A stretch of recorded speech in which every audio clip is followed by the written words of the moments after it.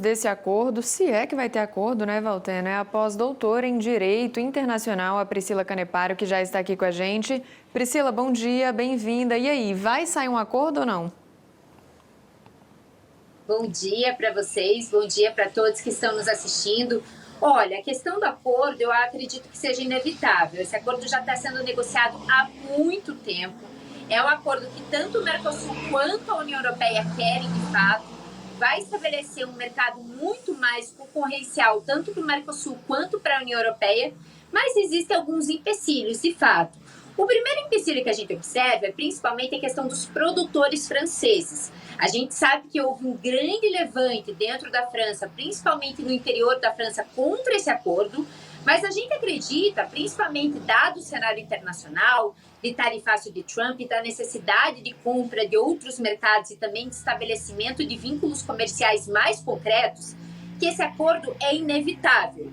O que a Europa está fazendo, o que a União Europeia está fazendo, é tentando resguardar não apenas o seu mercado interno, mas também esses movimentos sociais atrelados a esses setores da sociedade que lidam com essa dinâmica e principalmente com esses setores que vão ser impactados, obviamente, por esse acordo. Mas eu não acredito que esse acordo vai regredir, eu acredito que ele seja inevitável. O que a gente vai ter que debater agora é se o Brasil pode fazer alguma compensação em detrimento dessa previsão de salvaguarda, que também já é uma realidade. Agora, quais são as salvaguardas que mais, vamos dizer assim, impactam o agronegócio brasileiro? Bom, vamos lá. A gente precisa entender o que são as salvaguardas, né? A Organização Mundial do Comércio, ela prevê basicamente dois tipos de regulamentação que impedem o livre comércio, a liberalização do comércio, que é a questão do dumping, que é justamente você vender um produto por um preço artificial, que basicamente é muito inferior ao preço de mercado. Então, a gente vai falar que hoje já existe o dumping social, quando o Estado não tem, por assim dizer, legislação trabalhista que impacta no preço final do produto, e o dumping ambiental, quando o Estado também não tem uma regulamentação em matéria ambiental que também vai impactar o preço do produto. Em contrapartida, a salvaguarda é uma medida voltada para o mercado interno que faz com que o governo local tenha, por assim dizer, uma proteção maior, que é totalmente irregular, em relação justamente à questão do quê? A questão dos seus produtores locais. A gente viu que o Brasil, de fato, foi condenado recentemente na Organização Mundial do Comércio, inclusive por intermédio de uma ação da União Europeia que previa justamente essa salvaguarda, principalmente para as montadoras de carro aqui no Brasil. Só que as salvaguardas, elas podem vir transvestidas em qualquer política comercial interna. No da União Europeia, o que está havendo é o seguinte: se porventura o produto advindo do Mercosul, a exceção do Paraguai, tá? A regulamentação da União Europeia é muito claro isso, que é a exceção dos produtos paraguaios, se os produtos advindos do Mercosul vierem ingressar no mercado justamente de países como França, Bélgica, Polônia, e incrementarem, dentro dessa perspectiva de mercado nacional, mais de 10% dos produtos que são oferecidos dentro desse segmento, a União Europeia vai abrir uma investigação e pode imputar a restrição de importação de produtos advindos do Mercosul por até 2 anos.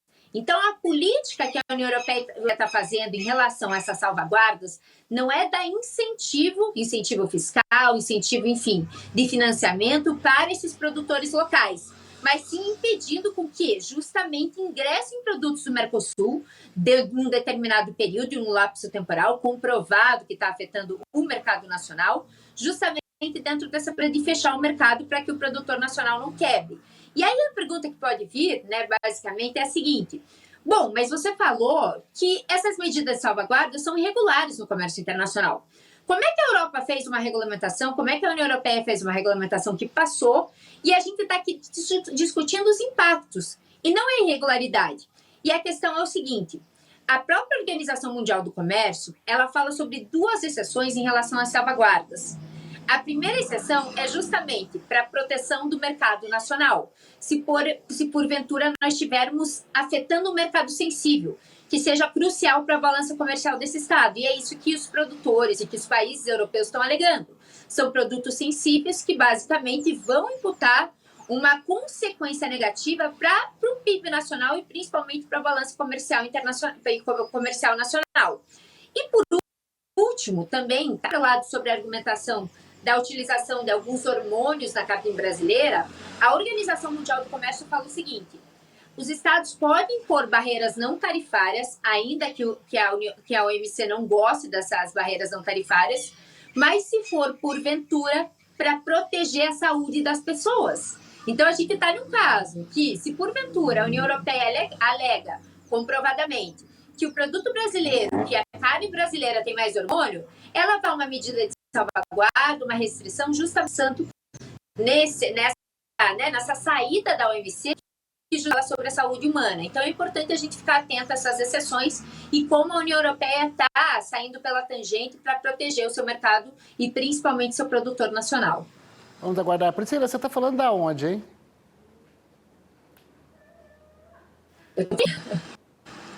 Hã?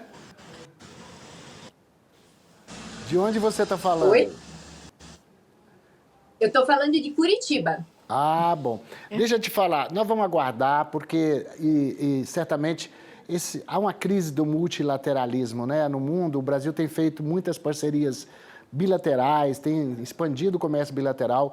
Certamente essa coisa não é unânime também na Europa. Primeiro você tem a Inglaterra fora desse bloco, aí você tem a Itália, que também tem algumas posições um pouco divergentes, da França. Então vamos aguardar, porque certamente isso ainda precisa de passar pelo crivo da União Europeia individualmente, pelos países, né? Pois é, a gente tem que aguardar, porque toda a determinação da União Europeia depende da aprovação dos parlamentos nacionais. Só que aí eu acho importantíssimo destacar que uma grande pressão que vem para a imposição dessas medidas de salvaguarda, e principalmente em relação à questão de conter um pouco desse acordo do Mercosul, é dentro do contexto francês. Então, a Manel, nas relações internacionais, uma teoria dominó.